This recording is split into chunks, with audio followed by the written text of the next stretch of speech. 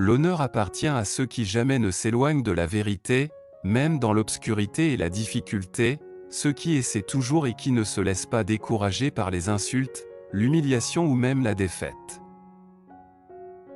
Il est difficile d'expliquer à quelqu'un qui a les idées étroites qu'être éduqué ne signifie pas seulement savoir lire et écrire et avoir une licence, mais qu'un illettré peut être un électeur bien plus éduqué que quelqu'un qui possède des diplômes. Être libre, ce n'est pas seulement se débarrasser de ses chaînes, c'est vivre d'une façon qui respecte et renforce la liberté des autres. Le corps humain a une faculté extraordinaire d'adaptation. J'ai découvert qu'on pouvait supporter l'insupportable si l'on gardait le moral, même quand le corps souffrait.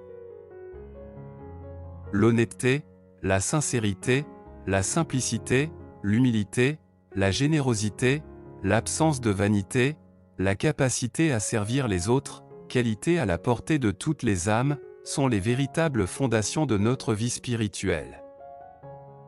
Je suis de ceux-là qui est partisan de la non-violence. La violence, c'est pas mon truc, mais c'est défendre. Je sais me défendre en parole.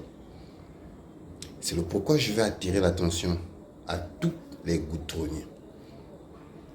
Pour vous qui faites confiance à vos frères policiers, pour vous qui croyez que vous avez des frères policiers qui peuvent vous aider, en oubliant que ton mal peut-être peut venir de ce type. Parce que il aurait seulement regardé ta poche. Il saurait que tu vas payer. Parce que lui aussi, il aurait le mangement. Aujourd'hui, certains policiers sont faibles. Ils n'arrivent pas à réclamer leurs droits. Leurs droits s'imposent sur la population pour mettre les yeux dans la vie privée de la population. Or que la loi, elle est écrite.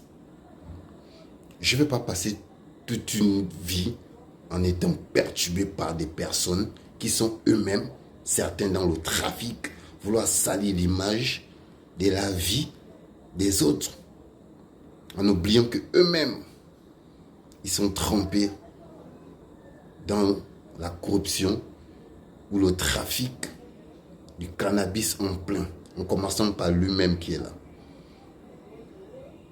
On a infiltré quelqu'un dans ma vie. On l'infiltre pourquoi? Pour quelle cause? Pour quel motif on l'a infiltré? Ce n'est pas la première fois qu'on infiltre quelqu'un dans ma vie. Depuis 2019 que je protège ces orphelins, je suis persécuté. J'ai déjà saisi l'inspection des polices. À l'inspection des polices, certains agents de l'inspection ont pris déjà les dossiers de la population comme un commerce pour eux.